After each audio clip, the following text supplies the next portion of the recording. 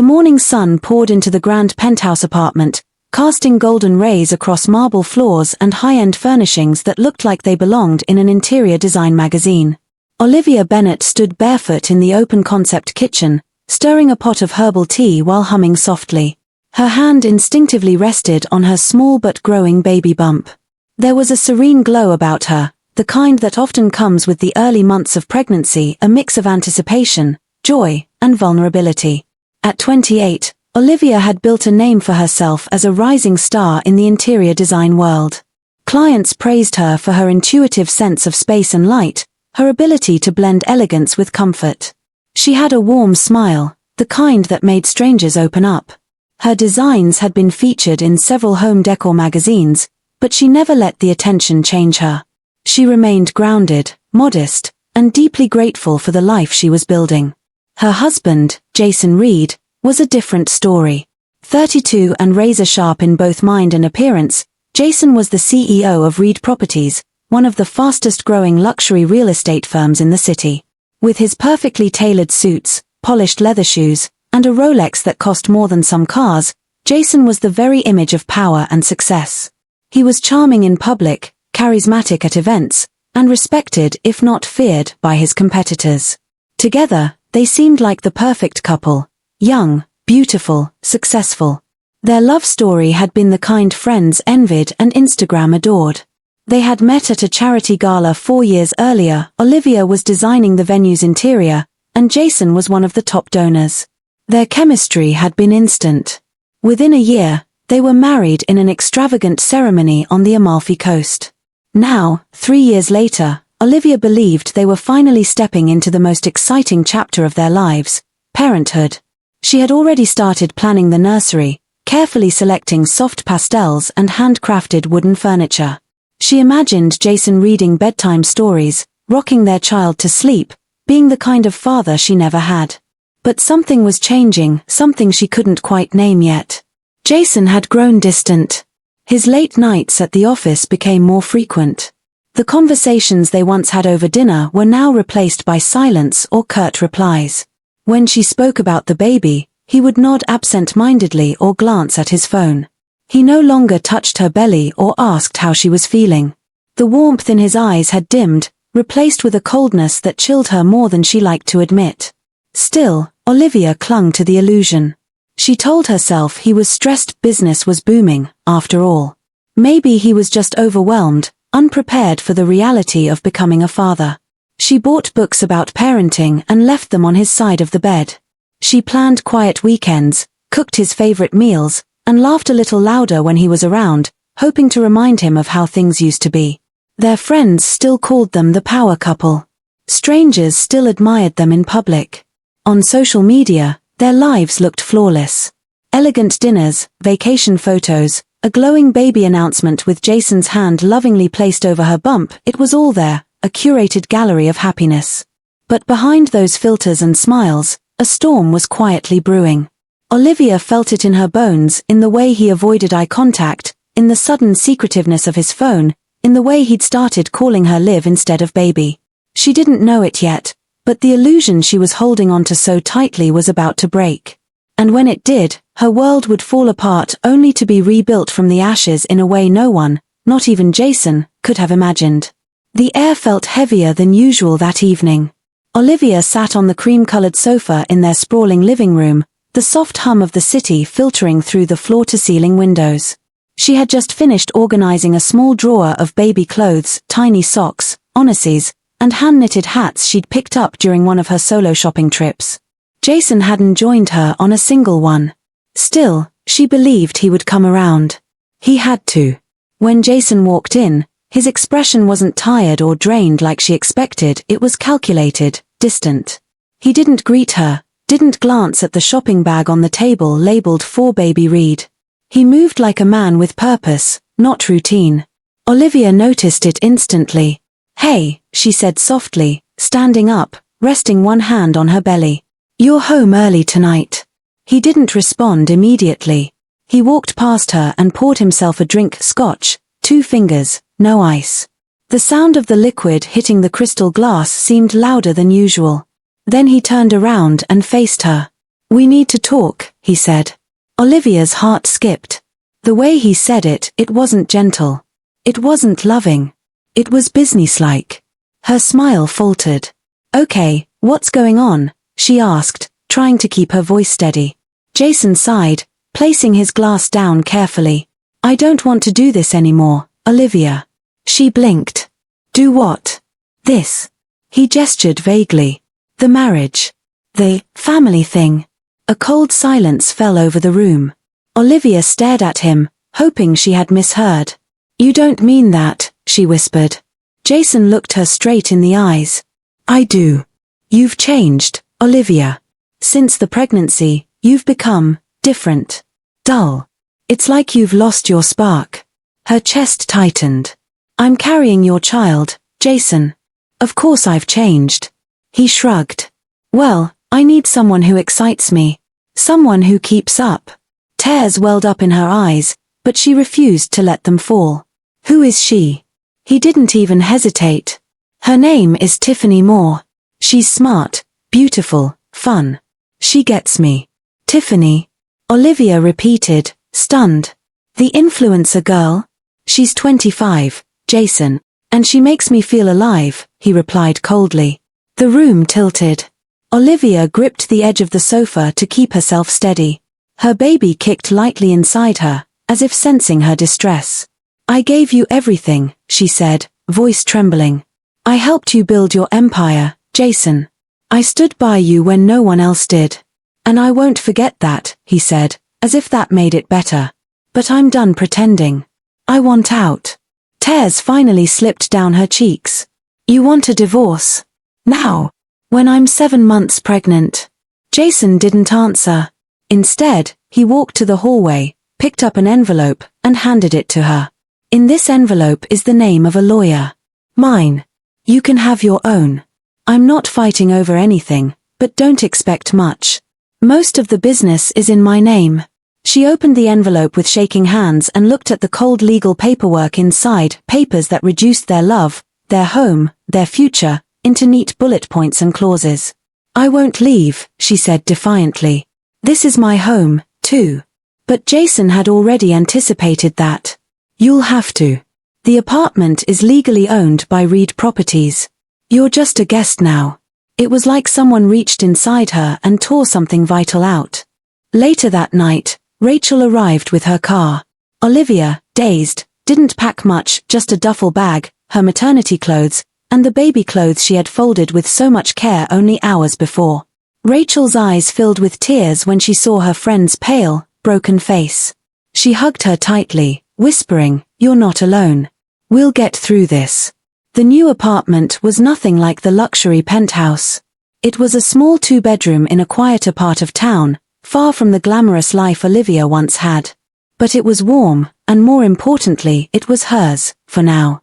That night, Olivia sat on a thin mattress, back against the wall, and sobbed until her throat burned. The betrayal was not just about another woman, it was about abandonment, humiliation, and the cruel timing.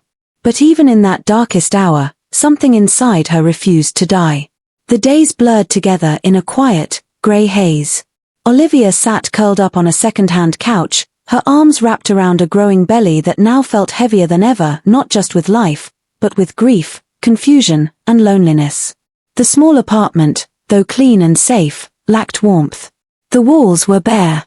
The air smelled faintly of dust and peeling paint. Everything around her felt temporary, fragile, just like she did. She was emotionally shattered. Her heart, once full of love and trust, felt like it had been ripped open and stitched together with doubt. She played those last words from Jason over and over in her mind. You've changed. You're boring now. She could still hear the way he'd said Tiffany like it was a reward, not a betrayal. The man she had once adored, whom she had believed in with all her heart, had discarded her like a used book out of print and no longer exciting. Olivia tried to hold herself together for the baby. But the pain didn't come in waves, it was constant. She woke up most mornings to the sound of her own muffled sobs, clutching her belly as if to protect the little girl inside from the sadness trying to seep in. Money was tight. She had some savings from her past freelance projects, but rent, prenatal care, and basic living expenses were quickly draining her bank account. She skipped meals some days to make sure she could afford vitamins. She avoided mirrors. She rarely answered calls. Her world had shrunk into a tiny room with creaky floors and a broken heater. And yet, somewhere in the midst of all this, she remembered. She remembered the years before Jason had success. How she used to stay up late with him, sketching concepts for luxury apartments. How it was her design presentation, her choice of lighting, color theory, and signature layouts that had won Reed Properties their first big client. She remembered the meetings, the site visits, the long nights where she pitched in without pay or credit because she believed in them. In him. She had helped build his empire. And now he had erased her from it completely. The thought both broke her and lit a spark in her soul. In the 8th month of her pregnancy, labor came suddenly. There was no one there but Rachel, who raced her to the hospital in the middle of the night. The pain was excruciating, but Olivia didn't scream. She gritted her teeth, breathed through every contraction, and focused on one thing: bringing her daughter safely into the world. After hours of labor, a nurse finally placed the tiny newborn in her arms. The baby was warm, soft, and crying just enough to prove she was strong. Olivia looked at her daughter and felt something shift deep inside her. "I'll name you Grace," she whispered, tears streaming down her cheeks. "Because your life is the Grace I never saw coming." She held Grace against her chest and promised herself she would never let this child feel unloved, unprotected, or powerless. That night, back in their small apartment, Olivia couldn't sleep. Grace had finally dozed off in the little bassinet beside her bed. Olivia sat awake, her eyes red and sore, watching her baby's chest rise and fall. She leaned in, gently brushed a strand of hair off Grace's tiny forehead, and whispered, barely audibly, "I'll never let you feel this small. I swear to you, I will rise. No matter what." And in that moment, something inside her clicked. It wasn't rage. It wasn't revenge. It was resolve. The quiet kind that builds slowly, but surely. She wasn't just a broken wife anymore. She was a mother, a survivor, and she was going to become something far greater than the world had expected of her. Jason may have taken everything from her, but he had also, unknowingly, given her something she had never had before, a reason to become unstoppable. The first few weeks after Grace was born were a blur of sleepless nights, bottle feedings, and quiet sobs Olivia kept hidden from her baby. But somewhere in that haze, something began to stir inside her, a tiny flicker of energy, of fight, like a spark dancing in the dark. She had hit rock bottom. Now, there was only one direction left, up. One quiet afternoon, with Grace asleep in a second-hand crib beside her, Olivia opened her laptop and stared at a folder labeled Old Projects. These were the design drafts, mood boards, and blueprints she had created years ago, some for Jason's firm, some for clients she never got to finish with, and many for herself. Looking at them now, she felt two things: pain and pride. Pain for how overlooked she had been. Pride in the sheer beauty of her work. For hours, she sifted through files, touching up color palettes, reformatting layouts, and watermarking her work with her full name for the first time, Olivia Bennett. Not Mrs. Reed. Not the silent partner. Just her. She made an Instagram page, hesitantly at first, uploading before and after design reels and tips on how to make small spaces feel luxurious. She started a TikTok too, sharing quick DIY design hacks for broke moms with humor and honesty. The setup was nothing fancy, just a ring light, a borrowed phone stand, and the peeling walls of her apartment as the background. But she spoke with heart. And people listened. One evening, while filming a simple video about how to create a cozy reading nook with thrift materials, she noticed her phone vibrating non-stop. The video had exploded.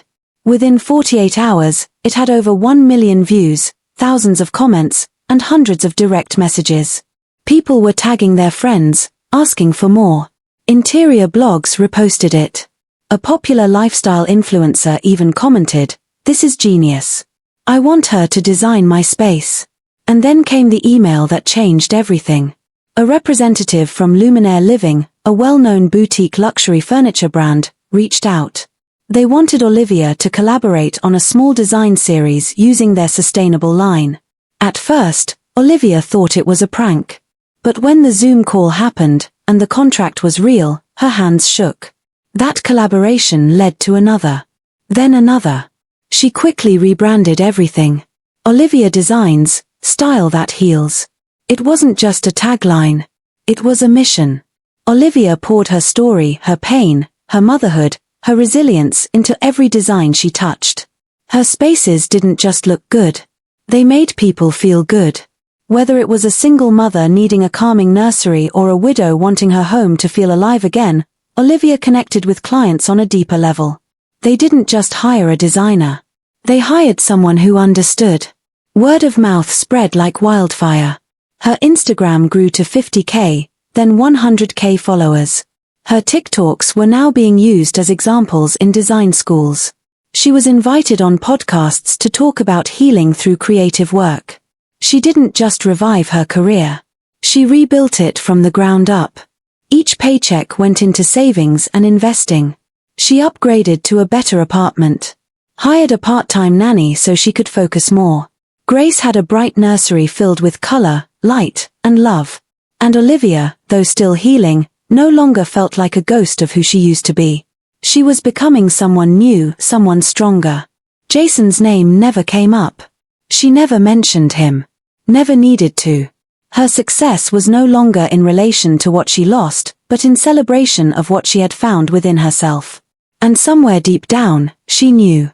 This was only the beginning. It started with a celebrity stylist. Someone who had stumbled upon Olivia's viral design reels while scrolling through Instagram late at night. She sent a quick message, "Love your vibe.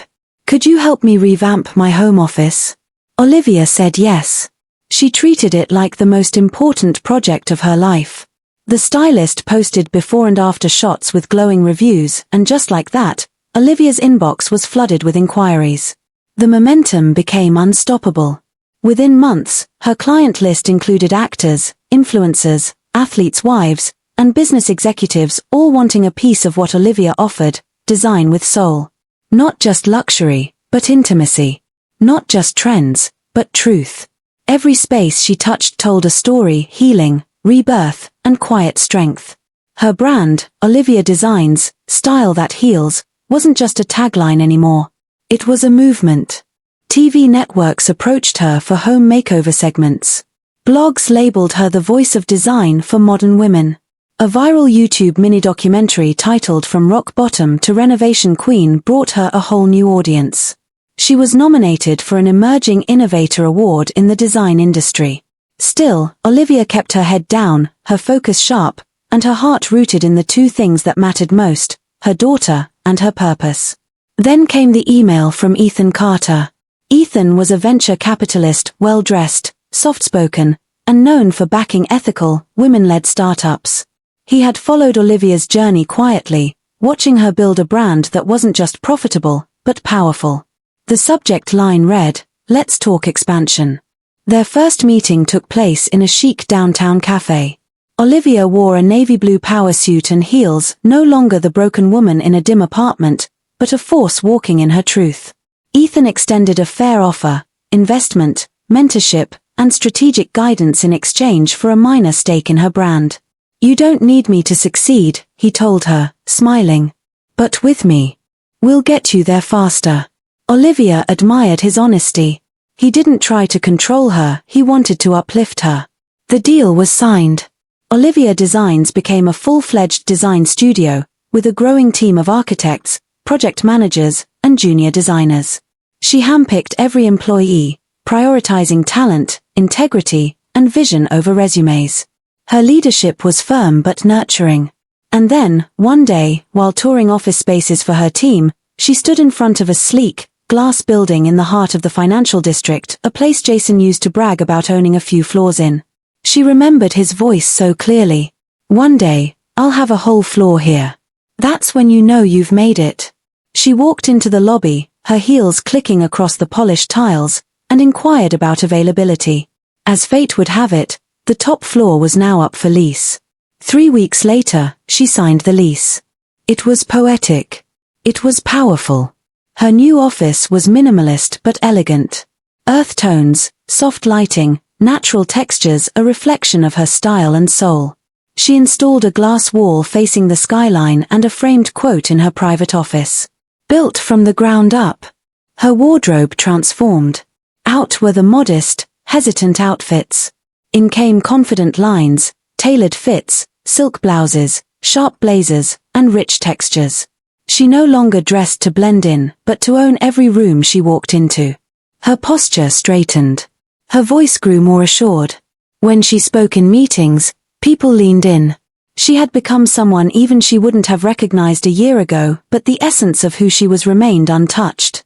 At home, she was still mom. Even with a packed schedule, Olivia never missed bedtime. She and Grace would read stories every night. Grace's favorite was The Paperbag Princess, and she always said, "That's you, Mama." Olivia would smile and kiss her forehead.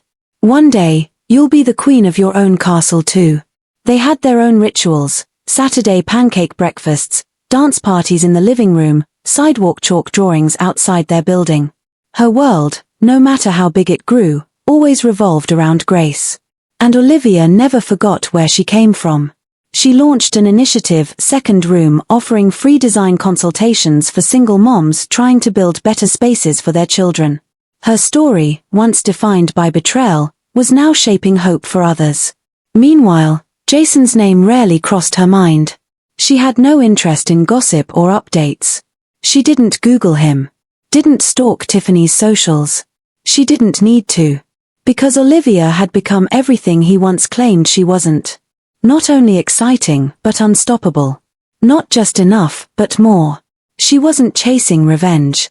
She was building an empire. While Olivia's world bloomed with success, Jason Reed's empire began to crumble, quietly at first, then catastrophically. It started with whispers in boardrooms. A few delayed payments here, a couple of cancelled contracts there. Investors began raising eyebrows at his rapid, reckless expansion. Jason, in his arrogance, dismissed every warning. "We're too big to fail," he told his team. But success had made him blind.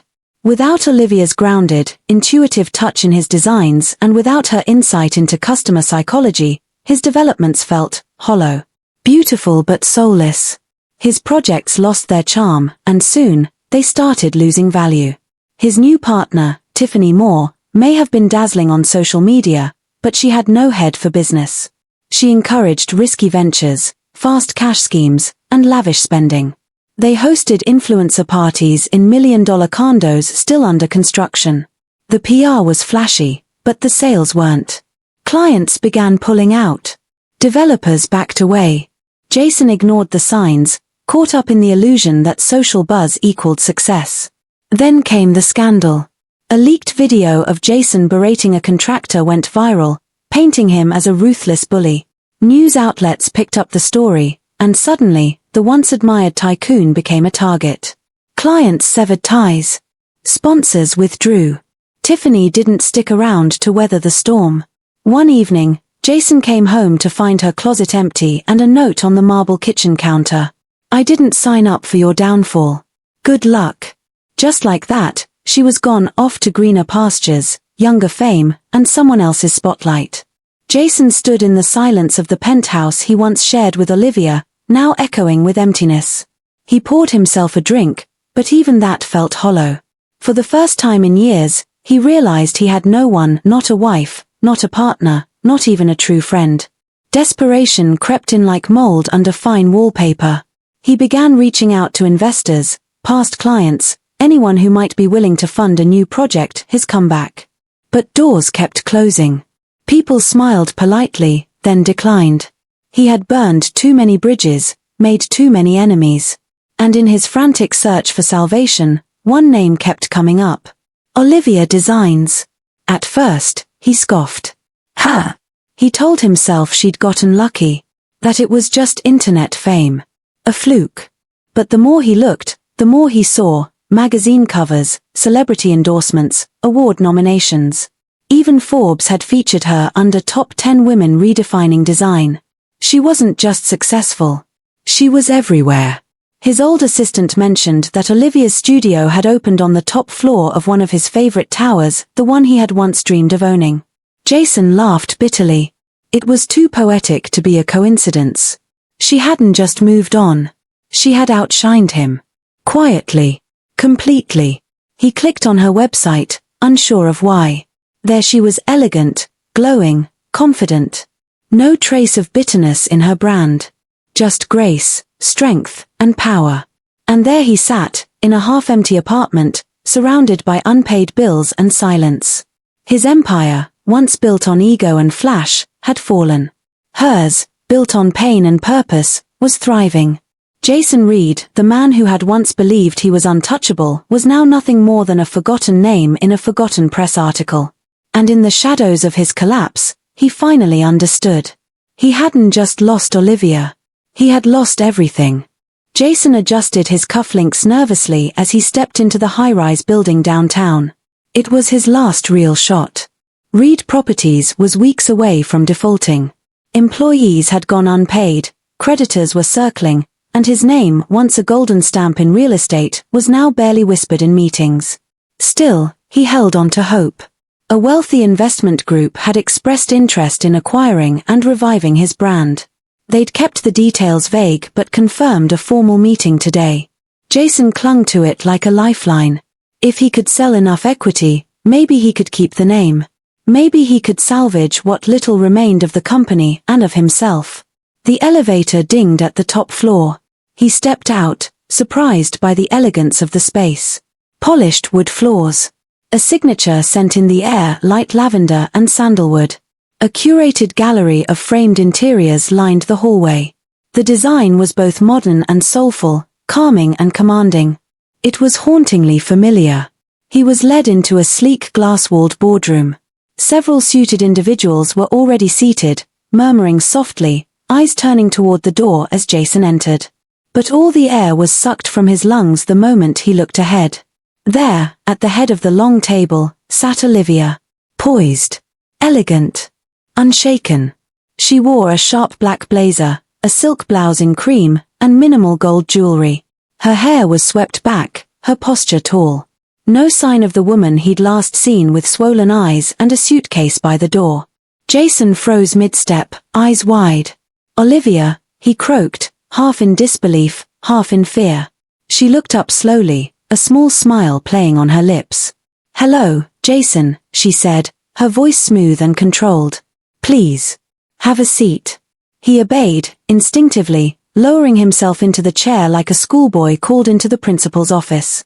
I thought this was a meeting with potential investors," he managed. "Oh, it is," Olivia said, folding her hands neatly. "My firm is acquiring select assets of Reed Properties. Technically, you reached out to me." Jason's throat went dry. "You're buying my company?" "No," she corrected gently. "I'm buying what's left of it." There was no venom in her tone.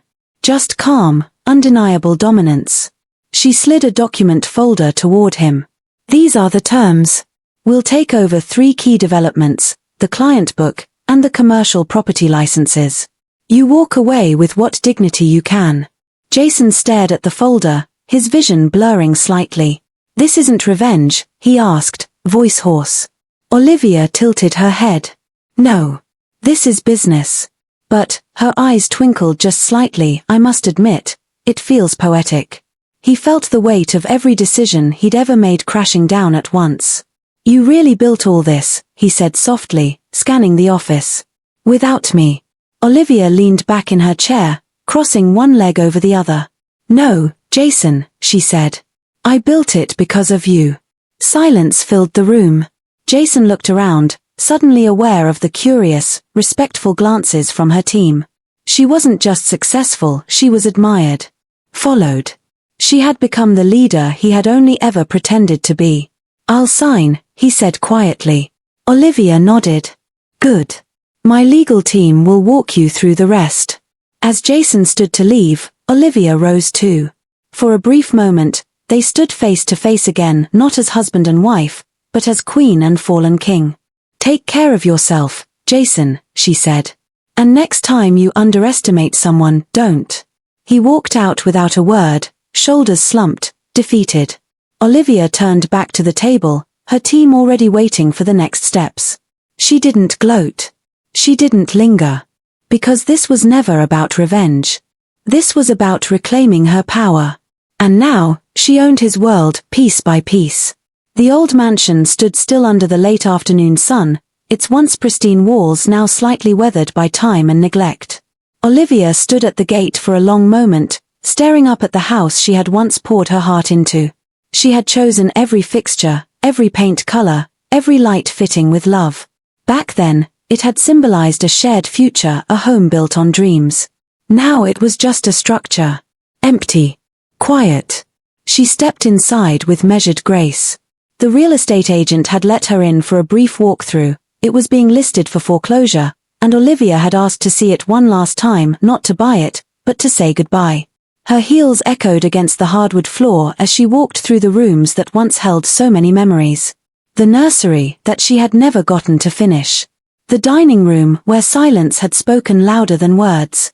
The staircase where her life had changed direction forever. She wandered to the kitchen, where a note now sat folded on the marble counter, her handwriting neat and steady. She placed a small decorative gold leaf next to it, the same kind that had once inspired her first design collection. The note read, "What you threw away, life made into gold. Thank you for freeing me." There was no anger in the words. No bitterness. Only clarity. Jason now lived in a modest apartment across town, far from the grandeur he used to flaunt. She knew this, not because she cared to follow his story, but because people talked. And she listened, quietly, with no emotion left for him. Olivia walked out of the mansion, the sunlight wrapping around her like armor. In her arms, little Grace slept peacefully, her tiny fists curled against Olivia's chest. As she reached the gate, Olivia looked back one last time, not at the house, but at the woman she had once been. The one who had stood there pregnant, hurt, and abandoned. She smiled gently, honoring her past self, and then turned forward. She walked away, stronger than ever, free, fulfilled, and no longer defined by the pain someone else gave her. This wasn't the end of her story. It was the beginning of everything she chose. The hum of creativity filled the office. Phones rang softly, keyboards clicked, and voices drifted through glass conference rooms where design mock-ups came to life on giant screens.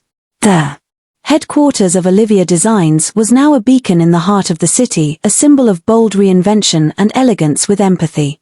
Olivia stood in her private suite on the top floor, barefoot on the warm wooden floors, coffee in hand, eyes gazing out at the skyline she now called her own. In every direction, she saw buildings, some she had helped design, others she had acquired.